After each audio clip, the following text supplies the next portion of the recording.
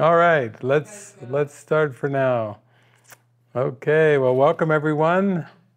Glad to see you. Can you all hear okay? Oh, here comes the mascot. Well, we have a great movie tonight. We're broadcasting across the continents, here down to Brazil and all around Mexico, and there might be a few others joining us, but tonight's movie it's an adventure into the mind.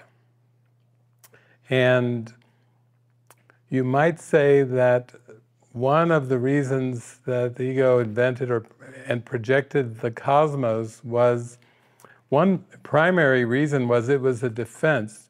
And even psychologists would tell you that projection is a defense. But this isn't one person projecting onto another person. This is the mind believing in the ego, asleep, and then projecting the whole cosmos of time and space. So it's basically a hiding place. So the ego is trying to protect itself by making up a world that seems to be vast and external. But the motive the ego had for making the world is to make the sleeping mind mindless. So it's to make the mind mindless, meaning to have an amnesia and to forget the mind. And so it invents a body and a world, it invents a body with a brain, and then the brain is associated by a lot of scientists with the mind. But the brain is just gray matter with a little neuro-electrical impulses moving through it. And Jesus is saying that those little neuro-electrical impulses are not thoughts. That to think that those electrical impulses in the brain are thoughts is like holding a matchstick to the sun, he says. So you can imagine the power of a matchstick, a little matchstick with a little flame on it, and then compared to our sun. That's how powerful the mind is compared to this make-believe little brain with neurotransmitters. So this movie is great because it will start off very much at the personal level with our main character played by Ben Affleck, and he's Danny Rourke. And basically he will go through an experience, an event that he perceives as he's playing in the park with his daughter goes over to play, he sees something off to the side that distracts him, he turns his head, he glances away for maybe several seconds, and then when he looks back, his daughter is gone. And he is very distraught. And so from the personal perspective, it's a father who is not paying complete attention while his daughter's playing, and then she vanishes, and then he's got this huge issue of seemingly having lost, believing that his daughter was disappeared, was abducted. She's nowhere to be found.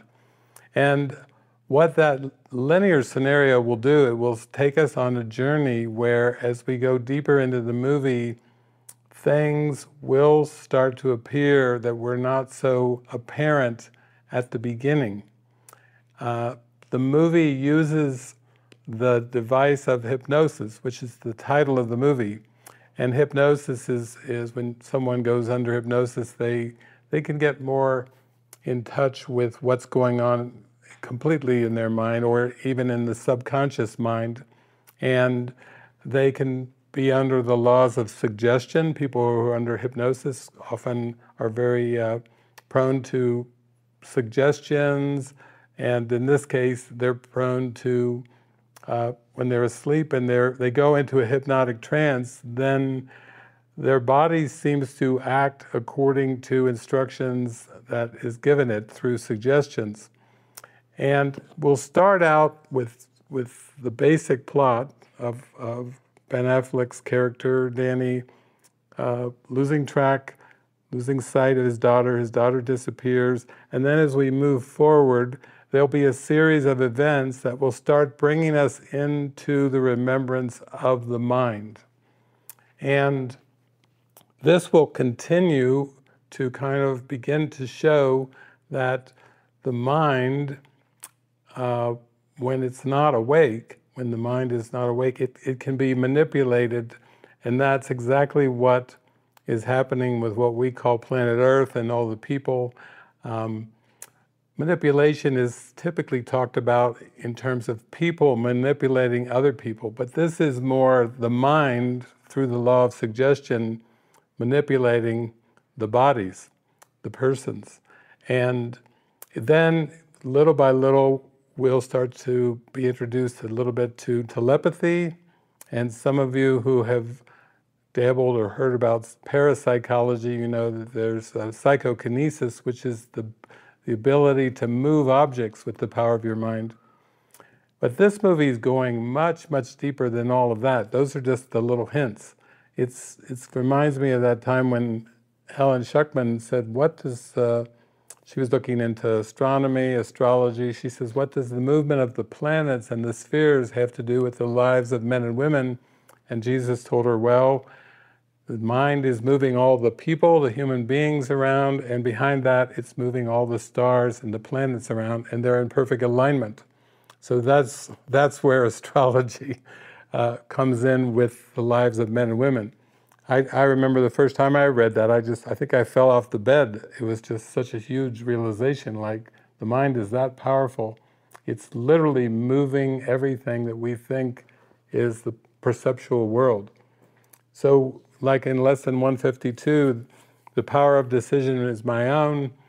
Jesus is basically saying there are no exclusions to the power that you have in your mind. Everything you perceive, down to the most minute detail of this world, is there through your election, through your decision. There's not a molecule out of place. There's not an electron out of place. There's not a planet, a sphere. The other thing is, this amnesia, making the mind mindless, is basically, oh, there we go. We've got our cabin crew have joined in. Look at that wall back there, psychedelic. There's Joni, there's Eric, Teeny Oak, there they all are. They're all piled in there. Welcome. Welcome. So basically, when the mind is made mindless by the ego, it's an amnesia. It's a forgetting of the divine mind, it's forgetting of the power of the mind, and then it makes up a world where it assigns this concept called power to powerful people like dictators or generals or Hercules or Wonder Woman. It assigns it to events like a volcanic eruption or a tidal wave, tsunami, an asteroid or a comet hitting the planet, to powerful animals. When you think of powerful animals, maybe dinosaurs. Lisa said tiger, I said like dinosaurs. That's been a word we've been talking about lately at the temple, dinosaurs. But we think the dinosaurs are powerful, or you can even think more cosmically, like people could say, well, the law of gravity is a pretty powerful law, but that's a make-believe law. Gravity doesn't exist in heaven. And then if you study things like black holes, which seem to have a very different gravity field than what we call planet Earth, that seems to affect time, the passage of time and the perception of time. So they talk about black holes that are extremely powerful, more powerful than anything else in the cosmos. And yet, that's a projection of the concept of power. The only power there really is God and Christ, and the mind of God and the mind of Christ. And all power is of spirit, and there's zero power. Zero, zilch, nada, nada, nada. There is no power in the world. So there is, when we, release something and we say, oh, a hydrogen bomb is powerful, or a nuclear warhead is powerful, or whatever, those are all just pseudo-power, because all power is of the mind. Now this movie is kind of taking Does anyone remember the Bourne series? Jason Bourne and who was it, played by Matt Damon? The Bourne series, when you watch the trilogy, it comes down to the very end where he realizes that he was programmed to be a killer, and he's programmed to work for the government, or work for whoever has hired him, basically, and to be an assassin. And in the end, he starts to realize that his entire identity as Jason Bourne is all fabricated.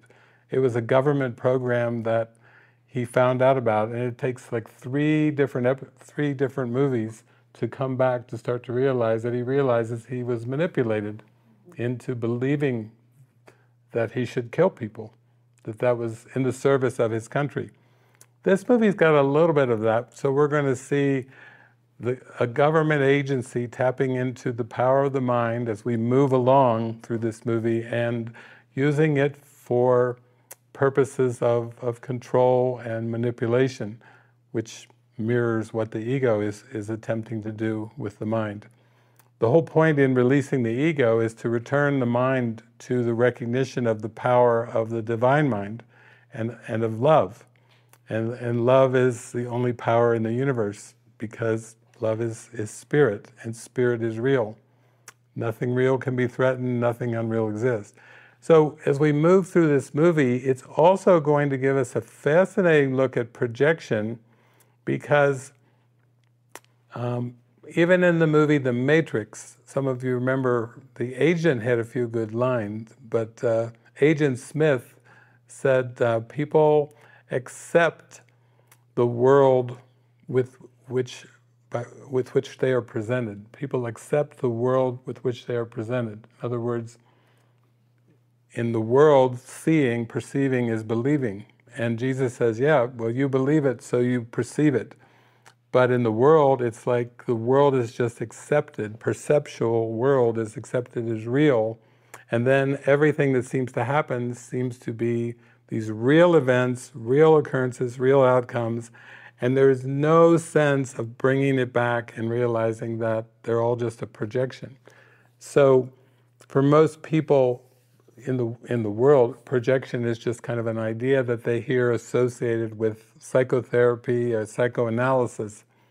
But for those, like there are some of us, there's Ken back there. Ken was a psychotherapist. He got to see projection going on on a daily basis. And unless you're a therapist, you don't really have so much of an experiential feel for projection. You know, you hear about it, but and of course in spirituality we talk about it a lot, but actually this movie is really good at just taking you in and showing you, peeling back the blinders that keep you from seeing what's happening with the world and with projection. And then the ultimate goal of everything is to remember the power of the mind. The secret of salvation is but this: you are doing this to yourself. Jesus says, you are the dreamer of the world of dreams. No other cause does it have or ever will. So he's basically pointing to say that at one point he says the function of a teacher of God is awareness of dreaming. That's a different twist on forgiveness, awareness of dreaming. So that's the whole point of spiritual awakening, is just, we could call it lucid dreaming, being aware that you're dreaming. But of course, that would mean also that you would be aware that you're not at the mercy of anything or anyone. You see there's no causation in the world, and you basically see that you're just watching something that's over and done. So you don't then react or respond to it, other than intuitively how you're guided to act. But that's coming from within. That's coming from within the mind. It's not coming from an interpretation, a personal interpretation. It's just coming from an internal perception. Oh, there's Sammy. My friend Sammy has joined in from St. Louis. So this movie will just start, we'll go into it, and we're going to see the main character, Danny Rourke. his daughter's taken from him, and then we'll just pause, and when we reach major points of coming back to see that it's all mind and it's all thought, then we'll take note. We'll have little pauses to talk about those as we go along. I think it's an amazing movie. I think a group of us went to see it, and then we just stayed in the theater. We were all just kind of stunned by this movie, and then we kind of finally walked down the aisles, and we were laughing and laughing, and then we went out a different door that we came in, and then Kirsten was saying, "Where are we? What is this, a different portal or something?" Because we were kind of in that state of mind that you see it's all mind, and it's very strong. So hypnotic constructs, if we use Course in Miracles terms, the mind falls asleep, believes in separation. In one sense, the sleeping mind has forgotten its identity as the Christ, it's forgotten its source, which is God. And you might say the ego has this sleeping mind under hypnosis. So you might say that this world, linear world of time and space, to use the terminology of the world, is the entire world is a hypnotic construct from a powerful mind that's been given over to a death wish, generating a hypnotic construct in which the body seems to behave and do things, but it's all part of prearranged manipulations, constructs, control. It's a world of projected control where the ego is controlling all of the people, all of the events, all of the situations, all of the circumstances, and all of the cosmos, because that's what, in her terms, is a hypnotic construct. It seems to be normal just because the mind is so accustomed to it that it normalizes the world and has no awareness that it's dreaming or no awareness that it's being used by the ego to generate a world that is just used. It's all by decision, it's all based on beliefs, it's all the projection of these emotions, and yet it's all just constructs. So the goal, according to what we're learning with the Course, is to empty your mind of everything you think you know, hold on to nothing, do not bring with you one thought the past has taught, nor one belief you ever learned before from anything. This movie is now, for the first time, we've seen the events of what happened at the bank, what happened on the street outside the bank. We've seen the events that he remembers with his daughter in the park, the little twirling things blowing in the wind. He sees those for a few minutes, a few seconds actually, several seconds, and looks back, she's gone.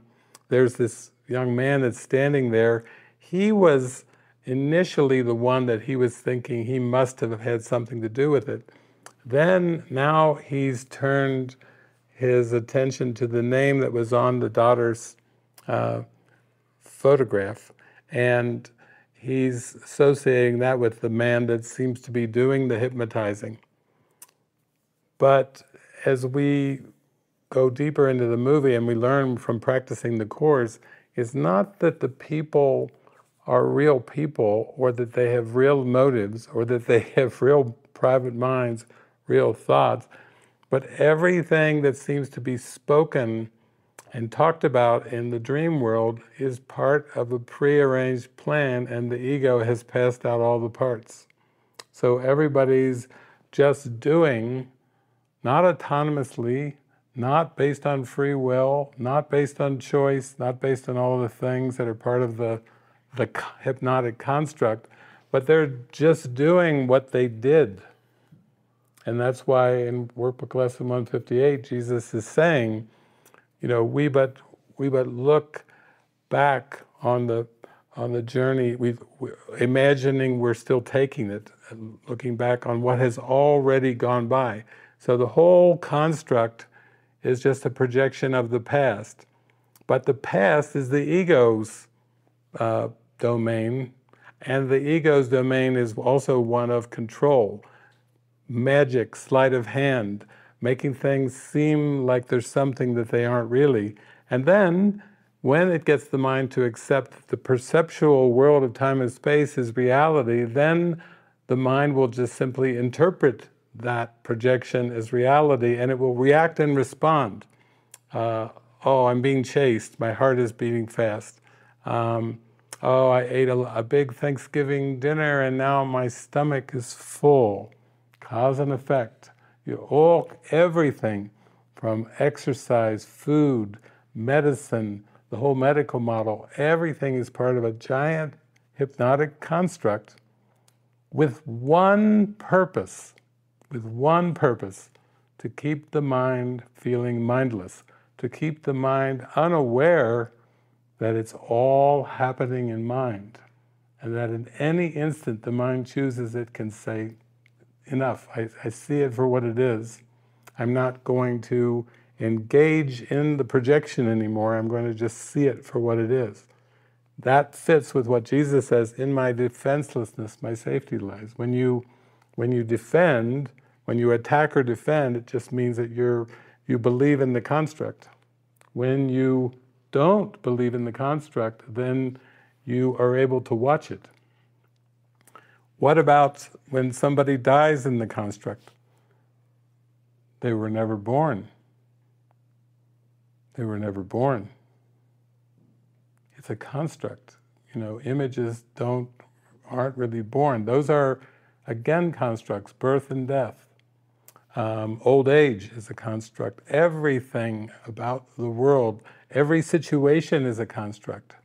Not just some, but all situations are part of the construct. So that's why spiritual awakening, it goes so deep. And at this point in the movie, first he was going after this young man. I'm going to find him. He says he doesn't remember anything, but I'm sure he's the one that took her. Then now he's going after this, what's the name? Del Rey? Something like that. It's the name that was on there. Now he's going after him, and he's thinking he's the one, and he's questioning this woman, Diana Cruz, that he's met, the psychic, and she said, I know about this hypnotic construct because I am one. She knows about hypnotics, about the mind, and about the manipulation of the mind. And you might say, in terms of parapsychology, she says, I know about psychokinesis. I know it's not about in a movie moving a pen around or moving a pencil, rolling it with the power of your mind. She knows that the mind is so powerful, it can manipulate images, it can manipulate situations. And so she's trying to begin to explain this to the detective, to Danny, and he's like, what are you talking about? It's like that movie Next, where Nicolas Cage, has the ability to see, how many, was it 10 seconds or so many seconds into the future, and then he's got this psychic ability, so he can respond before things happen because he kind of has a precognition of anything that's going to happen. She's just showing up in the movie now to bring in that element of tiny bit, the power of the mind, and the power of the mind to make people do things, even if they're unaware that they're being made to do things. And it takes it away from this idea that everyone is just doing whatever they're doing, like moving their hands, for example, and that the hands and the body are under conscious control. Are you doing this involuntarily? No, I'm deciding to move my hands. The puppet, it seems like a conscious choice to move the hands. But when you go much deeper into the mind, you see that it's programming. That everything that seems to occur, everything, that Thanksgiving dinner today, that was programmed. those 4 turkeys, 3 of them made it, 1 of them didn't. That was programmed. There's no way you can claim fault for anything that's occurring or credit. You can't take credit for it, and you can't take a fault for it because it's part of a prearranged plan. Even Helen Schuckman, before, when she was just a research psychologist, she started having these psychic dreams, and then she started to dream in color. And then before she started taking down A Course in Miracles, she heard a message. She kept getting a message about, this is A Course in Miracles, please take notes. Just a repeated message, this is A Course in Miracles, please take notes. And then she was told that people are being called from all over to accept their part in a pre-arranged plan. And then the voice said, this is part of a celestial speed-up. But you notice the key words are pre-arranged plan. That everything that seems to occur is completely destined because it's all the past. It's all part of a pre-arranged plan. So it's only the interpretation that something should be different than it seems that is always the ego's plan. Oh, things could have been different. I remember for myself, when I was growing up, when I was a teenager, I would watch sports and I would root for certain teams. And my grandfather, Heinrich Hermann Hofmeister, would sit next to me, and I would be, oh, they should have scored. Oh, the ref missed the play. Did you see? He missed the call. And my grandpa would just laugh. He just sat there and laughed and laughed and laughed and laughed. So I would go on for hours. I can't believe my team should be ahead right now. This has been ruined by the referees and everything. He would laugh and laugh and laugh. And then finally, some point of our interactions, he would raise one finger and he would laugh and he would smile and look at me with one finger and he would say, if. And I'd say, what? He'd say, if. Largest word in the English language, if. If only my team had scored, if only the rest had missed the call. I was always, if only things were different, then I would be happy. And he would say, if, with one finger up. He was teaching me, Heinrich Hermann Hofmeister, he's teaching me about hypotheticals. Hypothetical outcomes, hypothetical relationships, hypothetical future. And the definition of a hypothetical is imagining something as if it were possible. As if it was possible, or as if it could have been different than it was. Imagining that something could have been different than it was, or something could be different. Jesus tells us in the Course, that is the ego's plan of salvation. If something in the world would change other than your own mind, you would be happy. That's the ego's plan of salvation. And the plan from the Holy Spirit is, if you change your mind completely, you would be happy. So there you have juxtaposed. Well, my grandfather was teaching me, he was laughing at me when I was gyrating about all my hypotheticals. And that is the only appropriate reaction to hypotheticals, is laughter.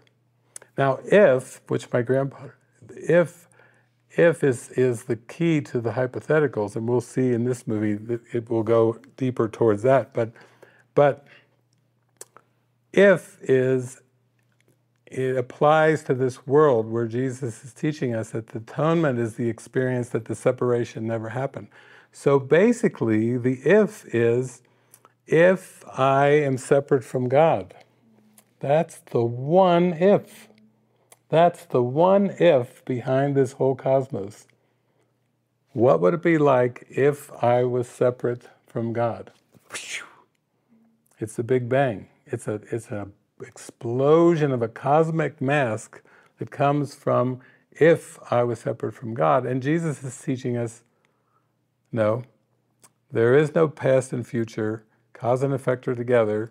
Christ and God are together, and in this world, past and future are the same, because this moment is the only time that there is. That the holy instant is the end of the if. But if you don't accept the holy instant, then you're stuck with if I could separate from God. And that involves pain and pleasure, it involves seemingly birth and death, it involves struggle, it involves being hungry and being full, it involves all the hypotheticals, all the opposites of this world. You know, am I male, am I female? Jesus is like, that is not the question. To be or not to be, Shakespeare said, is the question. To be as God created you or not to be as God created you, that is the question. Male, female, that's part of the hypotheticals. If I were a body, would I be male or female? Well, it's a big if, Jesus says, if you were a body. That's a big if, because God created you as spirit. So this movie is showing us that actually the problem in the mind is hypotheticals, is the belief that cause and effect are apart and that things could be different than they are, when things are always exactly as they are. Let all things be exactly as they are. All things work together for good. There are no exceptions except in the ego's judgment. He's teaching us about come to the present moment where you see everything is exactly as it was wished for. Things cannot be better or worse because things cannot be different than they are. If you are able to see all things exactly as they are, then you realize you're just dreaming, and you're the dreamer of the dream. And you don't try hypotheticals. You don't hypothesize about time and space. What about this? Will I have enough money? Will I grow old? Will you still need me? Will you still feed me when I'm 64? I'm already 65 in the body. I don't care about 64. That was a hypothetical but when you were younger, but then when you pass 64, you say, no, the Beatles song, who cares? I'm 65. You start to see, but you come deeper into this experience that that hypotheticals are impossible because hypotheticals require the belief that Christ left God and then that the past and future are different. I used to call it the past and the future past. How can psychics read the future? Some psychics can read the future with great accuracy. How can they do that? How can they read something that seemingly has not happened yet? It's because it has already happened. They're reading the past. They're not reading the future. Next time you go to a fortune teller, and you pay them $20 to tell you the future, just remember they're telling you the past. All of it has already happened, and that's what you have to come to realize when you start to realize that the future can't be different. Its future and the past are the same. Jesus will use metaphors sometimes and say, if you take on a new purpose, you will guarantee a future unlike the past. Wait a minute, I thought he said the past is gone, the future is but imagined. How am I going to take on a better future based on a better purpose? It's a metaphor, him saying, if you'll choose with the Holy Spirit, I'll give you a much more delightful future. He's just egging us to get back to the present moment. He's not really telling us there's a real future that will get better. It's imagination. The past and the future are both the past, and they're both figments of imagination of believing in hypotheticals. So that's pretty deep. But we're going to watch in the movie because the first step that comes in healing is you have to have symbols and reflections about the power of the mind. And right away, our detective, Danny Rourke, has met this woman, Danny and Deanna, and this Deanna Cruz is saying, I'm a psychic, I'm hypnotic, and I'm telling you all this thing about hypnotic constructs because I am one. So that's pretty strong. He's met his first hypnotic in this, and a hypnotic is basically our first baby step back to reclaiming the power of our mind, to seeing we have to know we have a powerful mind before we can let the ego go. We'll say if separation was just a decision, then a mind that's powerful enough to believe that it's separated from God must also still be powerful enough to realize that it didn't. The mind that thought it chose separation must also be powerful enough to choose the correction. And what is the correction? That it never happened. So, talk about a mind bender. This is more than a mind bender. It means I have to realize I have been completely wrong about the hypothetical world before I'm ready to accept a correction. And in this movie, first he was chasing the young man, he was blaming him, now he's blaming this guy, we don't know what his name is. What's it called? Del Ring? Yeah. Del Ring? We can't remember the names even. They're hypothetical anyway. But now he's thinking it's this guy. It's the guy that has that look, and goes around. He's looking at the guards. He's telling the woman she's hot. It's a furnace. You're burning up and everything. He's using suggestion, and then he just had the biker, come flying in through the window. So this guy seems to be, we don't know what his name is, but he seems to be the culprit. But we're quick, Del Rey. Isn't that, they have a singer, something Del Rey? Something. Yeah, that's it. Del Rey. Okay, we'll remember her.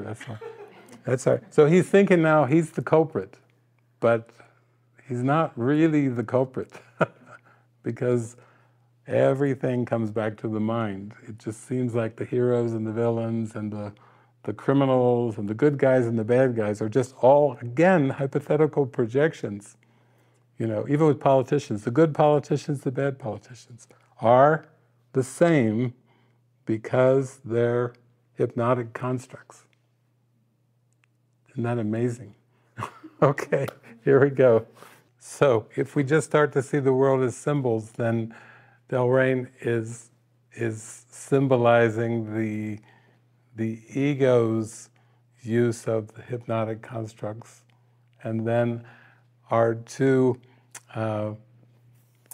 Danny and Diana Cruz, are representing wanting to get out from under the ego's control of the hypnotic constructs.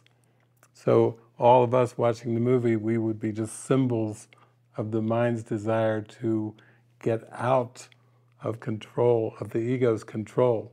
Because the ego's control is death, it's competition, it's comparison, it's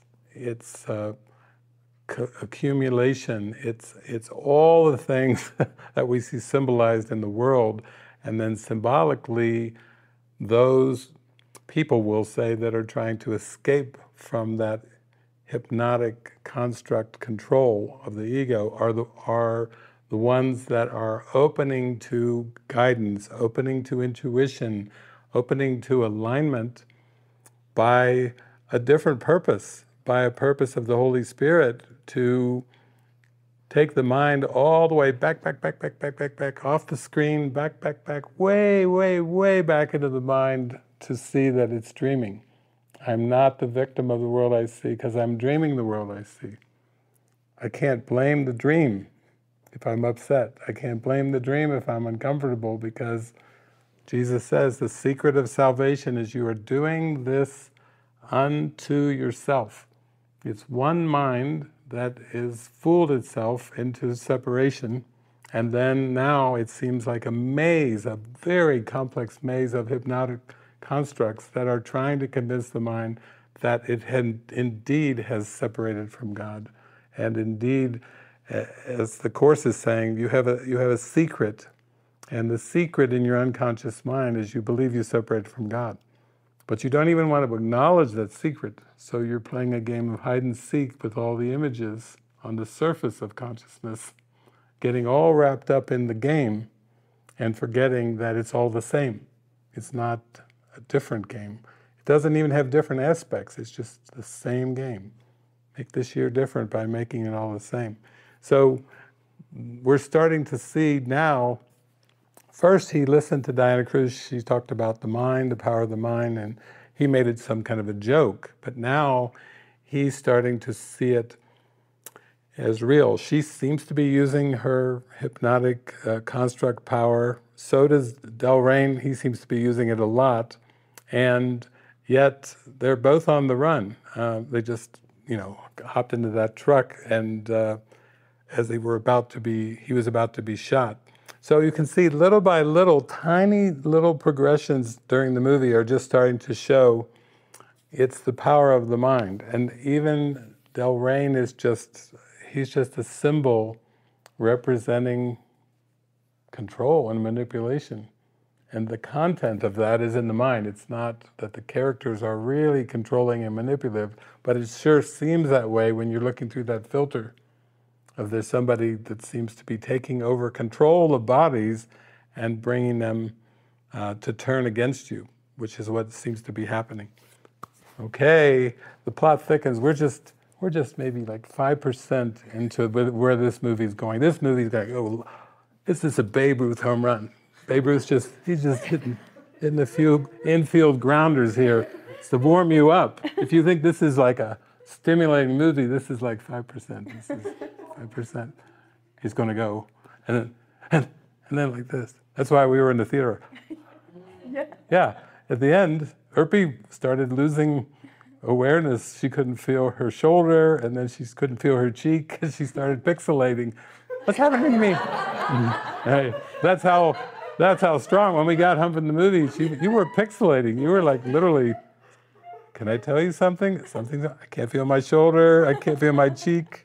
I'm touching my cheek, but I can't feel my cheek. But that's how we were. That's the effect we were. When we came home, it was like. So, okay, here we go. We're just 5%. It's just warming up here. If you think this is exciting, we haven't even touched the beginning layer, but it's really good. So some of you are probably thinking Inception. This is starting to look a couple times looking at the sky like Inception. And Inception was, everything was made up, was just made up and controlled. So the whole construct, one minute they go to a Mexican town, the next minute they go to visit this guy. It turns in, he shapeshifts into Del Rey, and then they flee as he fires on them, and they flee. And then the Mexican town, the happy Mexicans suddenly are all coming after them, chasing them, motorcycles, walking, this and this. But it's just really showing us that the mind is just doing it to itself. So what Jesus is telling us is that if you believe you have an external enemy, you are mistaken. Pluck the belief in enemies from your mind. He's saying you have an extremely powerful mind. Your mind is the mind of Christ. It's sleeping, dreaming, but it's extremely, extremely, extremely powerful. And if you have a judgment or a grievance, you are doing it unto yourself. Judge not, lest ye be judged, is what he said in Sermon on the Mount. He's like saying, you don't watch your mind carefully enough. You're much too tolerant of mind wandering. You're much too tolerant of attack thoughts. You're much too tolerant of grievances. You're much too tolerant of hypnotic constructs. These hypnotic constructs will seem to do it to you as long as you believe you're a body. But when you start to see that you dreamed it all up and that you're dreaming it, that's your point of invulnerability. Your one point of safety is the dreamer of the dream. There is no other point of safety. Everything else is inside the construct. So it's always survival. It's always either seeming physical survival, psychological survival. It's always thinking of the past and what about the future. That's a common thing when you go on a spiritual journey is you'll notice that the ego will come up with plan Bs. If this fails, I have a plan B. I will fall back. If Living Miracles turns out to be the biggest hoax in the history of the universe, what's plan B? What's my backup plan? How will I escape? What will I do? And it's hypothetical. How will I escape in the future from my present sense of volatility or my present sense of danger? It's always trying to, The ego's always playing the game of past and future. Look what happened. Ooh, ooh, ooh, your past is scary. Could happen in the future. Ooh, ooh, ooh. Keeping the mind frightened of the mind. Because remember, the point the world was made was to keep the mind mindless, to forget that you're a mind. If you don't remember your mind, how are you going to remember your divine mind? If you can't even remember your mind, you can't remember the Christ unless you start bringing everything back to thoughts. My thoughts are images I have made. You start to see everything as a thought. So this movie is using the symbol of the constructs. It's called hypnotic constructs.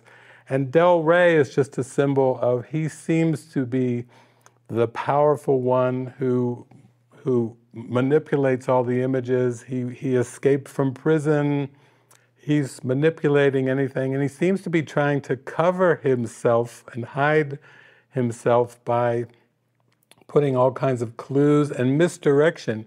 And that's exactly what the ego is trying to do. It's trying to keep itself from being exposed, because if it's exposed, it can be released. So it's trying to use misdirection, deception.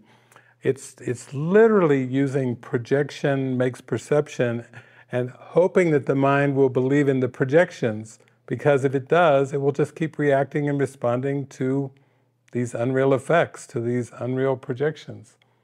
And until you see the nothingness of the images, then there's always going to be some type of mental maneuvering. I can always escape. I'll have plan B, and then plan C, and plan D. If it gets too intense, I'll go with plan F, plan G. You know, it's always going to use the hypotheticals to try to say something in form can set you free. You always have to have a backup plan in form. And in fact, the whole projection is the trick. So there aren't any backup plans. And then Jesus says in the Course, you will believe this Course entirely or not at all. You don't even get brownie points for studying the Course. You don't even get brownie points for studying the Course for years or decades. You'll believe this Course entirely or not at all. It's totally non-compromising. It's like you either wake up or you seem to sleep. But the choice is yours. So that's the choice. Do I sleep? Do I continue reacting and responding to the images, or do I forgive? And he's saying, forgive, that's your option. That's really your only option at this point. So here we go, it's getting interesting. This movie is really showing it, like scene after scene, it's taking us there.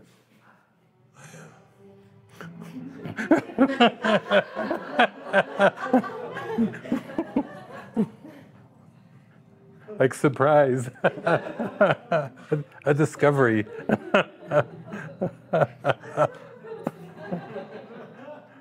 Use this for your show, Sam. Who's doing this? I am. So when he has this, we'll call it this moment of remembrance of the power of the mind, and it's we'll just say it's a miracle. It's a mystical experience for him, and then his first question afterwards is, after he is aware that it was him, he said, who's doing it? I am. Then he right away said, what happened? What did I do? How did I do it? You see, the ego will take even a moment of recognition, and it will try to go after that moment of recognition with, how did I do it? But people don't do mystical experiences. In fact, you may even say, I have a memory of the mystical experience, but it seemed to be tied to your personality self, but it actually wasn't. It wasn't tied to the personality at all. It wasn't tied to the body. But the ego will try to convince the mind that the body had something to do with it. And a lot of times people tell me, oh, I had one mystical experience in my life, and then I tried so hard for the next 15 years to have another one. And it's very frustrating. But you can hear, I tried to do something to induce the mystical experience, but the mystical experience is it transcends the level of the body. It transcends the level. And so when the mind starts asking, it's the ego coming in again, what did I do? How did I do that? You know, and now they're on to the next scene where they're going to meet this other person that they just met. And you can see where you seem to continue on in the script until you start to just observe the script and see it for what it is. It still seems that you're part of it and that you're still taking those steps. Jesus says, you still have to take the steps, whether they be illusion or not. Even if they're illusion, he says, you still have to take the steps. The reason you seem to take the steps is because you believe in the steps.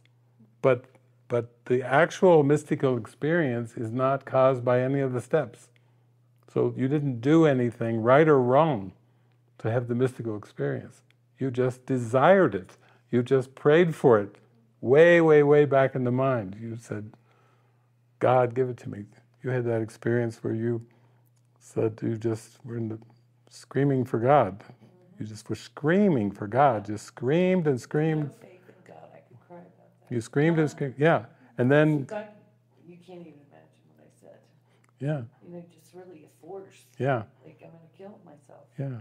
So that's like very deep, deep. And then the miracle comes in answer to it. The mystical experience comes in answer to a call in the mind, to a very, we'll call it desperate call. But there's nothing the body did. What was I doing? Was I meditating? Did I have my foot in this position? Was it over here? You know, it's, you can't recreate the conditions that cause the mystical experience, because the conditions don't cause the mystical, they're just all effects. Everything's an effect of the mind. So, okay, here we go. He's going to start to realize that some of his assumptions about himself, about Diana Cruz, about his daughter, his assumptions, his context that he had for everything that we've seen in this movie wasn't exactly accurate. Wasn't accurate at all. Some of you remember the movie The Island with Scarlett Johansson and the memory implants, where there's an entire generated world and they believe they're in this world and they're all clones, and all the clones have memory implants that tell them who they are, what their history was, everything. In one sense, this is kind of the next step now, where it's one thing to seemingly be able to control bodies or control groups of bodies. Now they're hacking into databases, and they're saying they manipulate the media, all types of outlets and everything in the world. We're just getting a glimpse that the ego made this world, and the ego is manipulating the entire world. Of course, Jesus can rearrange time and space when you do miracles, so he can use the images in the way that he wants. He can draw forth different images that kind of are symbols of awakening, are symbols of empowerment, are symbols of you're loosening the ego's grip in your mind. So that's the use of miracles to kind of start to provide evidence that you can escape. You're getting evidence of escape when Jesus is working the miracles through the mind. But here, he's just saying, let's see if we can do research on your wife. No spouse. He's like, wait a minute, I'm married. I have a spouse. It doesn't say that, and then it says different things. So basically, this is just a symbol of the story, the construct that is believed to be the story of one's life, personal life, is also a hypnotic construct made up by the ego. The hypnotic construct with our families and our friends and our histories, our professions, our resume, what we've done, what we haven't done, what we've accomplished and everything, that's part of the self-concept. Jesus says, yeah, in the whole world you see, all of time and space is the self-concept. It's not just a personality self. It's everything that the personality self is surrounded by, is part of this deep, I guess they call it sometimes deep state, but this is actually a hypnotic construct. And he's just beginning to be presented with different evidence. So he thinks he's there, he thinks he's with Diana Cruz, he thinks he's with this man with the patch, and he thinks he's in this underground thing that they've just walked down the steps on. That's what he believes. And now the events are going to start to show him that things are not exactly what he believes. We're going to start to see the constructs shift around, and then he's going to have to keep going and going to see where it's going to all lead. So we can see now the storyline is just taking a 360-degree turn. From the beginning, he believed that his daughter was taken from him and he was going to get her back if she was still alive. Now he's gone down past all the constructs that were thrown at him, and he's been told, you know, you took her. You took her. Isn't that a different storyline? From someone else took her and I'm going to get her back, to you took her. And he said, I took her to protect her because he found out she was this prodigy child of 2 hypnotics with his very powerful mind. And he found out that the woman that he thought was Diana Cruz was deeper down in the mind, in a different kind of configuration, was his wife. And the wife was an agent among all these agents, government agents, and they want to take the daughter, the prodigy daughter, to train her to use her powerful mind for the government. And he's like, oh no. So he takes the daughter. You see, it's a total reversal of the story on the surface that the hypnotic constructs are showing us. And what could we say in our world? We seem to be born, we seem to have parents, or we're adopted. We seem to be born into a particular location in time and space where we call our birthplace and our birth time. It's all a setup to convince us that we're human, we're on our own, we're autonomous human beings, like Pinocchio. We've cut the cords, we've cut the strings, whatever the strings were, whatever was moving our puppet, we've got rid of Geppetto, and now we think we're real men and women, real people with autonomous minds, autonomous lives and everything, but forgetting that it's all, the projection is made just to convince us that we're tiny, small, weak, and frail, and we were born and we're going to die. And we only have a certain amount of time to live, so we better live it good, because we could be dead tomorrow. And that's the whole, you know, grow old, get sick, and die, whether it's fast or slow, it's a death hypnotic trance, it's a death hypnotic construct. And now he's just reached that point where he's like, where are we? Is this even real? You see, as soon as he raises to question, is this even real, then the whole dark little place where he was completely disappears. Very much like, what's that movie that I show called Source Code? When he believes he's in this capsule, and then he's told, you know, he's not there. And then he starts to have immediate symbols of things shifting when he realizes he's not in the scene, he's not in the situation where he appears to be. He said, are we even here? And then he said, you took her away from me, and all of you, like I took her and I hid my daughter from all of you. He just is saying it, and then all of a sudden the scene changes and there they all are, dressed up in their red. They're red. You see, his mind is showing us how powerful it is. If you start to question what's going on in form, then you're going to go deeper into the mind, to go into the escape hatch of the atonement. Jesus says, to learn this course requires willingness to question every value that you hold. Not one can be kept hidden, not one can be kept unconscious, or it will obscure you from the truth.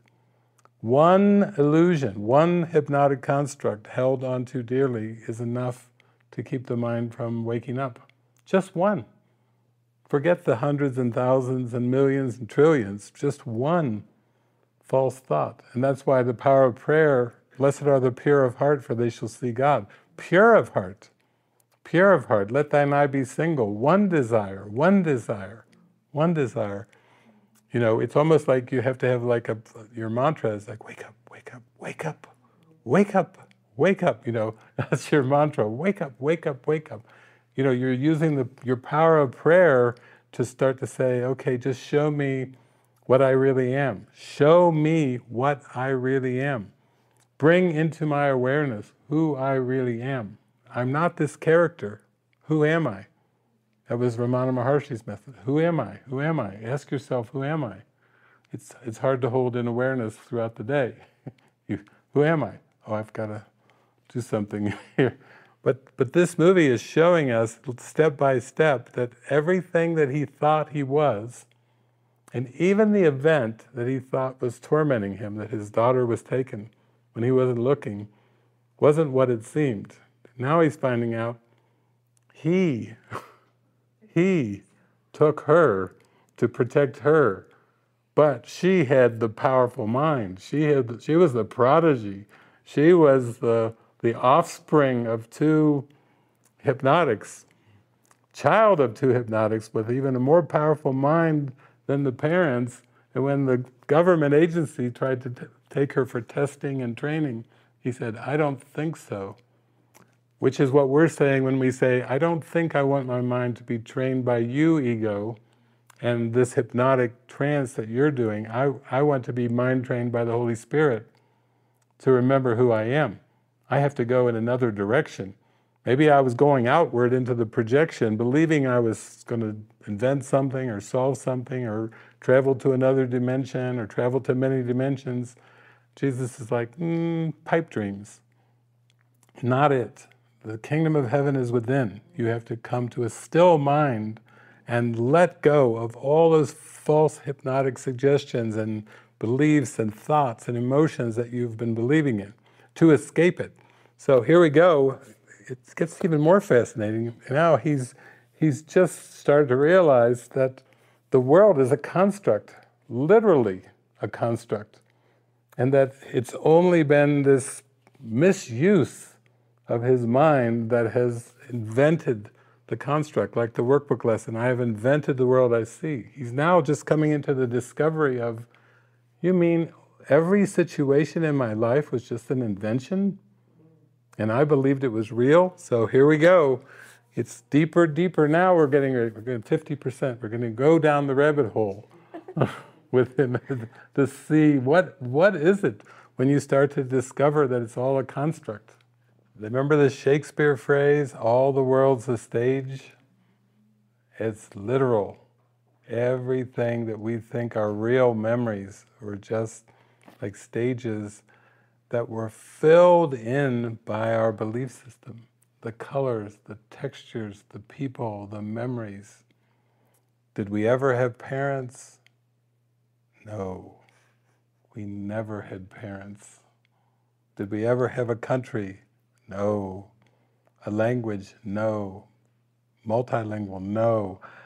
Everything is a projection of the mind, and every single detail, including what the characters say, they actually said in the script.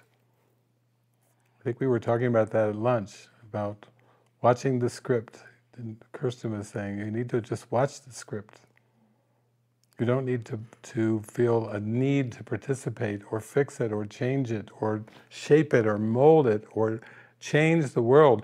What does Jesus say in the Course? Let all things be exactly as they are. So if the world is just the past, then why would you try to change the past? Do you really think you could change it? Or maybe you're not meant to.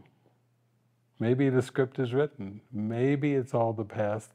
Maybe you can't change it for the better or for the worse.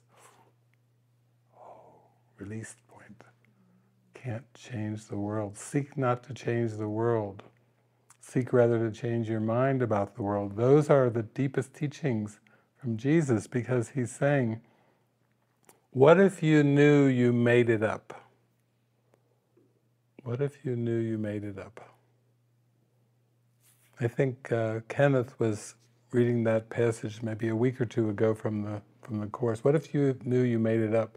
That all the characters that seem to get sick and die and kill, they were all made up just to convince you that you're not who you are, that you're not the Christ. It's a massive theater, but the key is not to think that you have to change any of the bodies. You don't have to change any body.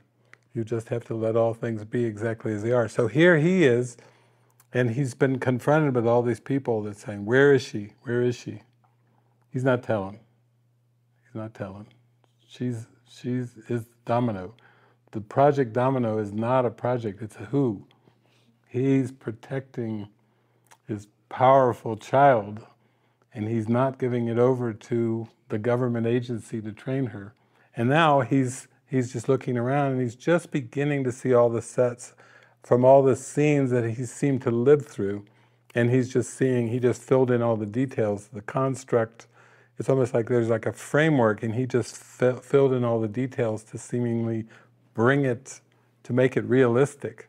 So here we go. He's just now on the verge of setting his mind free, symbolically by seeing that nothing was done to him.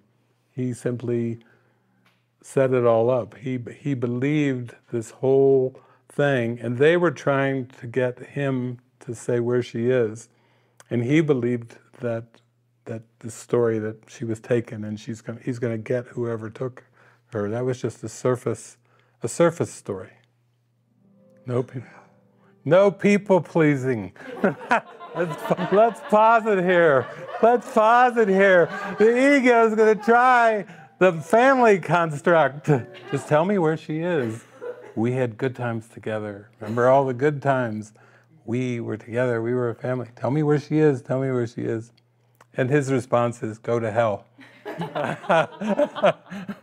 That's how clear your mind has to be when you're tempted. When the ego's saying, come over here with me. It's not so bad. Your life in the world's not so bad. You can have good things. You know, there's good things. You can have your house, helados. And then you go, and then he goes, chocolate. And you have to be the place where you go to hell. I am not falling for that damn helados chocolate syrup stuff anymore. And then it will try, but your children, your mother, mama. What about mama? Don't forget your mother. You have to remember that you're a mind. You're a mind. You never have been a body. You never will have a body. It's a play. It's a theater. It's a hypnotic construct. And in order to be set free, you shall know the truth, and the truth shall set you free. You know, if the hypnosis comes at you, a soft voice, and says, come on, strokes your hair, comes close, you have to, turn to that, what is lesson 189, simply do this, be still. Lay aside all thoughts of what you are and what God is. Hold on to nothing. Do not bring with you one thought that the past taught you, nor one belief you ever held. Forget this world, forget this course, and come with holy, empty hands unto your God. He's even saying, forget this course. So we can't specialize the course even. We can't say, oh, the holy book told me this and that. No, in the end, he's saying, forget this course. Come with holy, empty hands unto your God. And that's basically Jesus saying, when you come toward the light of heaven, you have to just turn toward the light. And if the ego comes in with soft whispers and strokes, you have to go to hell, because the ego is hell. Basically what you're saying is, I'm not going to be fooled by this voice. I'm gonna, if you keep trying to tempt me, I'm gonna use lesson 128 on you. The world I see holds nothing I want. Nothing that I want. Amen. Nada, nada, nada. The world I see holds nothing that I want. And then you can feel the joy, the strength of the powerful mind rising up. When you are basically saying no to the ego, you're saying yes to God. Because those are the only options. You say no to the ego, you say yes to God. So that's a great moment right there where she comes in and it's like, remember, we had good times, we're a family. Where is she? The ego is trying to get him symbolically to give up protecting the child. But the child, if the child is powerful, is psychic and everything, it's like the child that you're protecting when you follow the Holy Spirit is you're protecting the Christ child within. There's a child in you, Jesus says, who needs your protection. And he requires just an instant of stillness to be set free. That's the gift that you have to give to the child that you're protecting, is an instant, a holy instant of stillness. And you're protecting the child from the ego belief that it could be something else. It's really symbolically saying who you are is worth protection, and you protect your Christ child by forgiving the world. You protect your Christ child by not falling for any of the ego tricks. You protect your Christ child by being completely defenseless. If somebody seems to insult you, it's just the ego putting up an image that will tempt you to believe that there is a you that can be insulted. Christ can't be insulted. If we take offense and we think we're insulted by somebody, we're really insulted by our own belief system in the ego. The ego is an insult. To believe you're an ego instead of the Christ, that's insulting to our reality.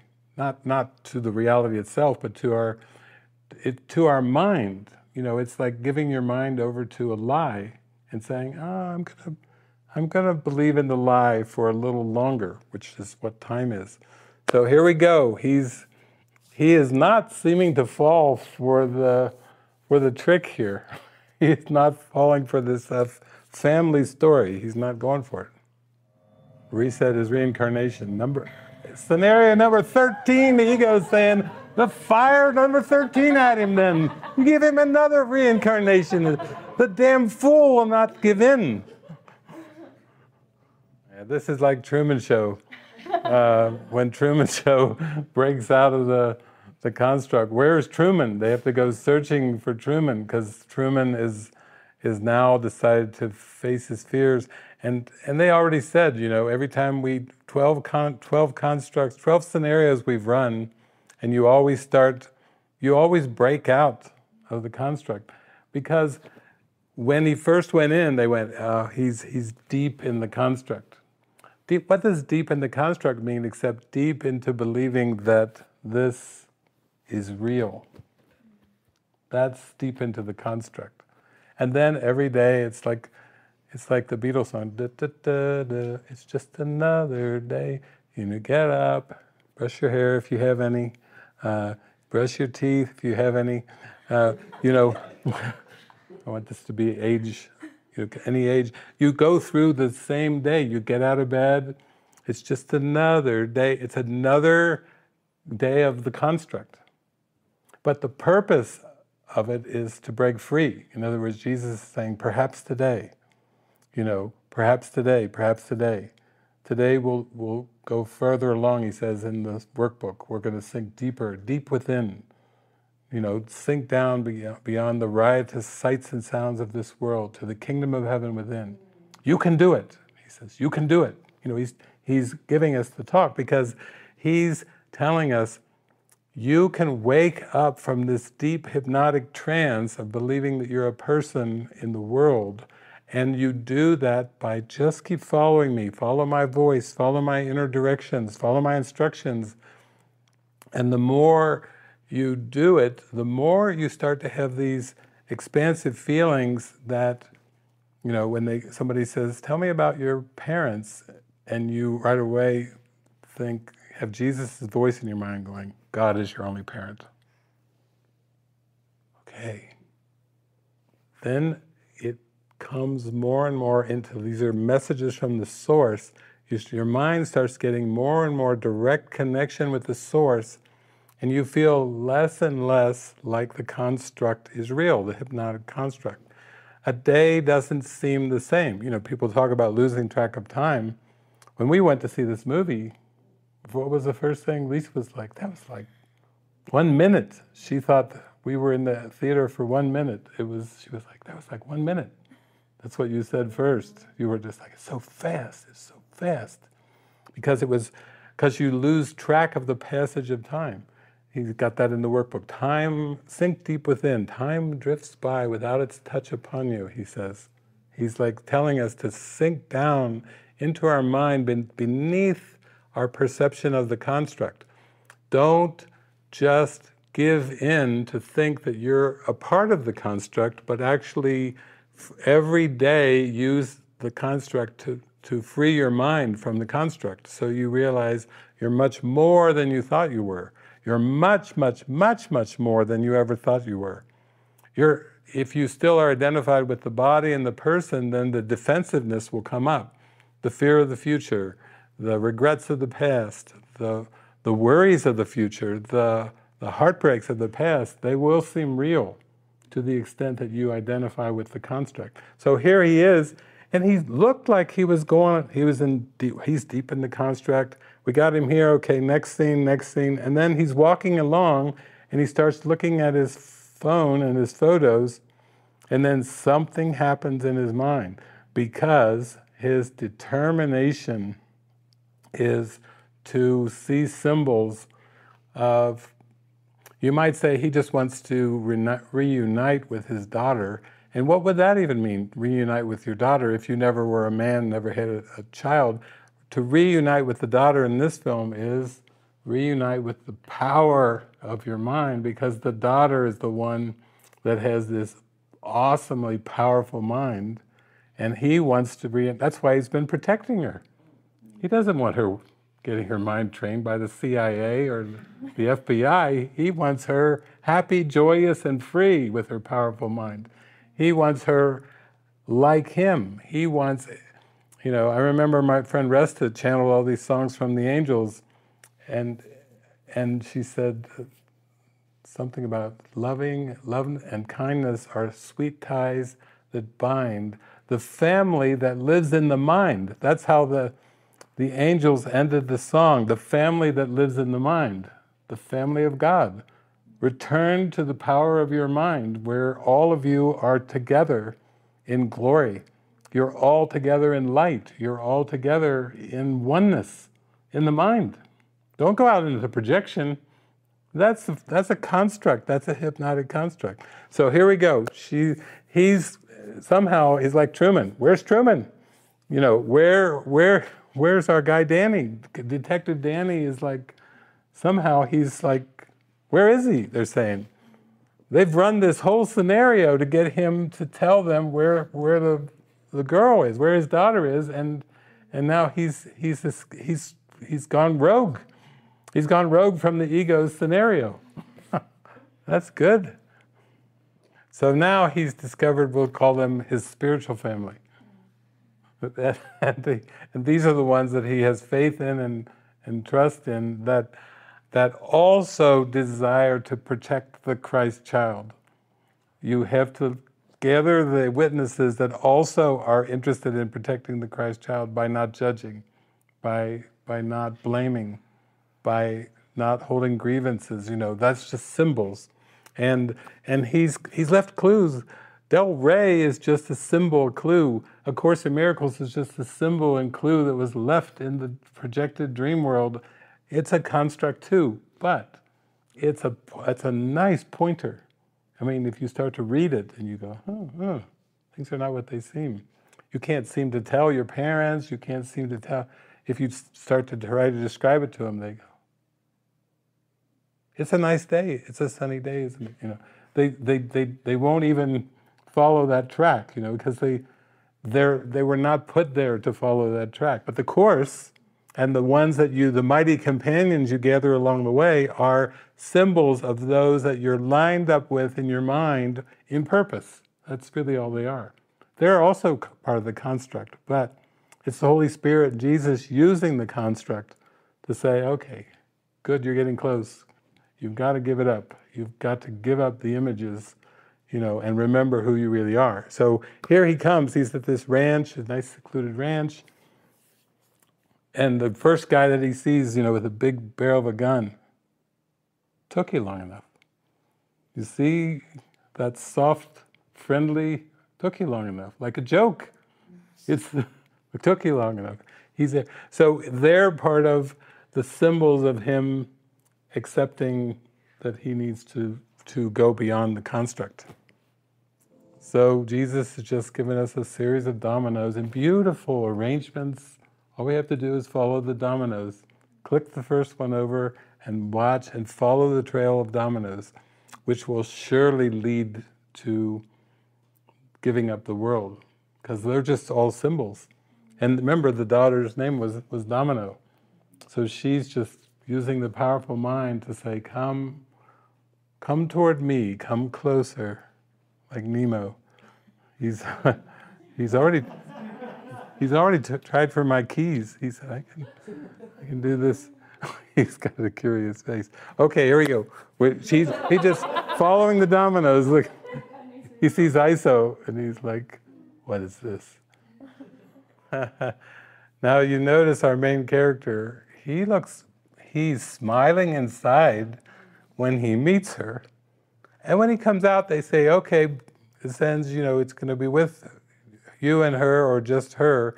And he just says very calmly, it's all right, honey, come on out. Something has shifted in his mind, because that's what happens when we come closer to, we'll call it the Christ child, or to the strength in the mind. We become defenseless. We're not trying to make anything happen. He's not even at a point now where he's trying to protect her. He's not saying, stay inside, I'll handle these beastly government people and everything. He's just saying, come on out, honey. And because once you go into the strength of the mind and you remember the strength of the mind, that's where the solution happens. And he truly, you can see he's very defenseless now.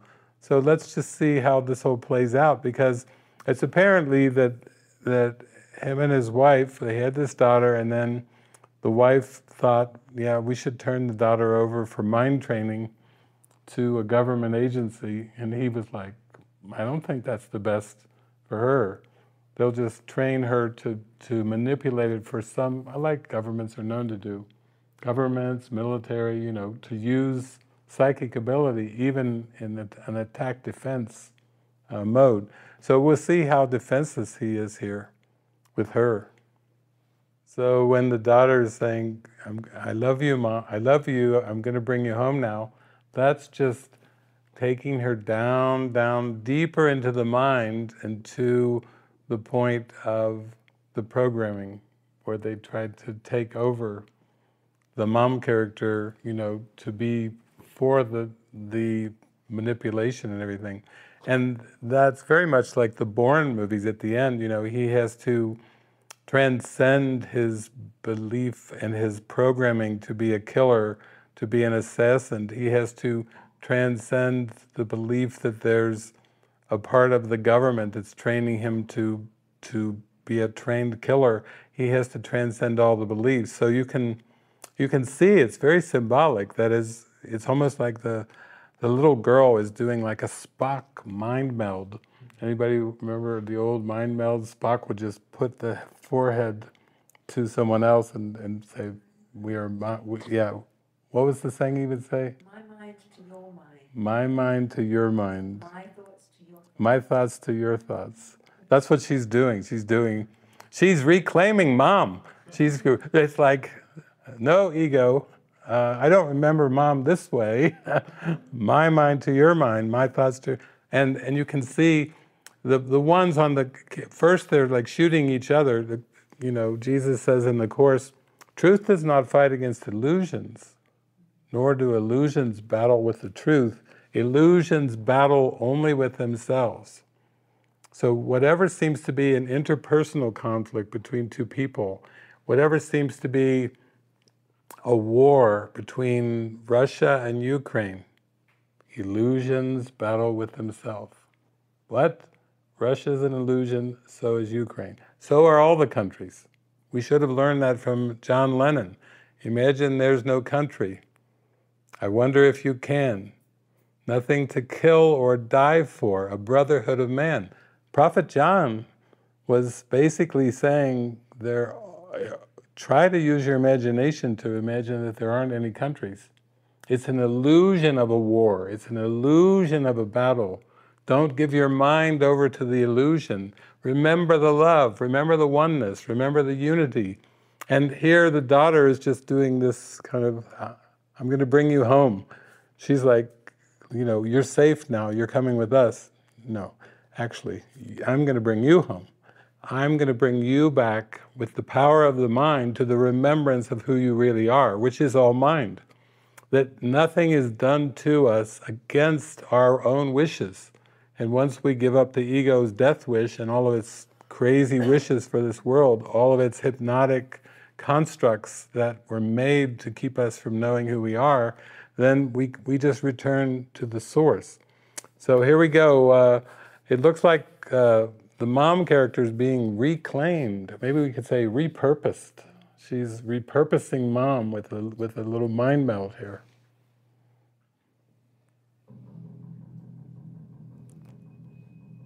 Freedom or control? It all comes down to that. What will I serve?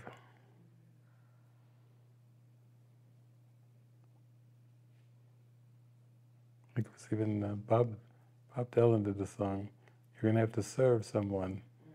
It may be the devil or it may be the Lord, but you're going to have to serve someone. The great poet Bob Dylan. And that's all Jesus is saying in the Course, Who are you going to serve? Who are you going to serve? Are you going to serve freedom of the mind, or are you going to serve control? Because all attempts to control the world are basically searching for false hypnotic constructs, like freedom of the body. People work, they do meaningless jobs repeatedly every day for sometimes years or decades in order to earn money, in order to have basically freedom of the body and have a world, a private mind and a private world, and try to build a kingdom on earth that they get all the scenarios, everything to go their way. And then when you talk to people, they basically say, well, I did everything I thought I should do, but I'm still not happy, still not satisfied. It's because it's not to be found in the construct. So there it is. I don't know. This was a dress rehearsal to see if I should show the movie in Mexico City. The more I was looking at this one, I was going, I don't know. This is Blow up everybody's world. is this for public consumption? Not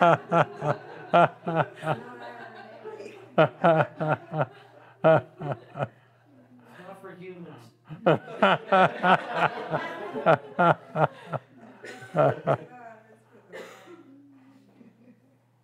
Well, we have to load up a hard drive with something. So it was a dress rehearsal tonight to see whether we had the Siskel and Ebert thumbs up or thumbs down. For us, it's a classic, but yeah, it's pretty deep. Pretty deep.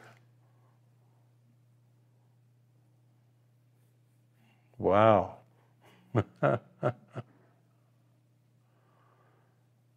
Okay, well, do we have anyone have anything to share, or anything come to mind that you'd like to share or say, or Explorer?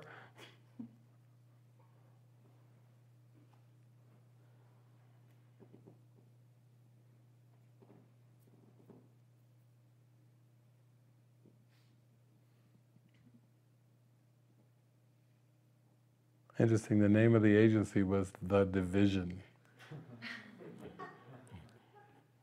The Division wanted the powerful mind to control society and to, do something for the betterment of so-called the human world, but the mind was not to be taken for that purpose. Yeah.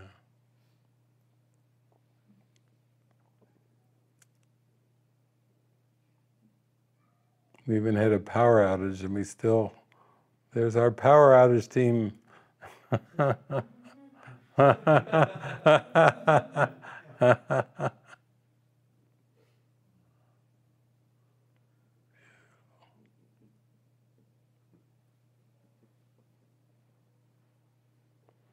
Well, that's how our Thanksgiving dinner went, speechless. Nothing to add, not a single comma to add to this one. Beautiful. Well, thank you. I think that's going to send you off to some beautiful dreams tonight.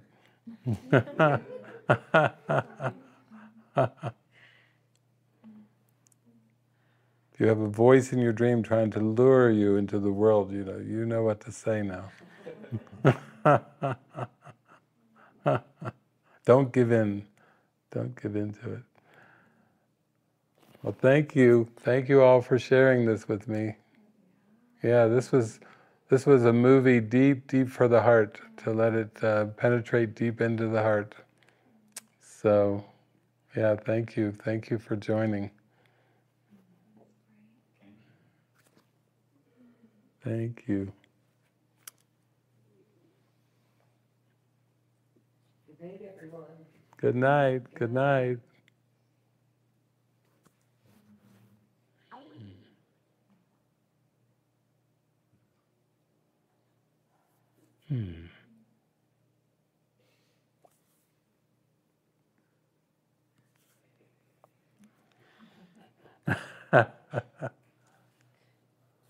Oh, sweet. Thank you, David. That was beautiful. Yeah, that was beautiful. That was deep. That was like dessert. Yeah.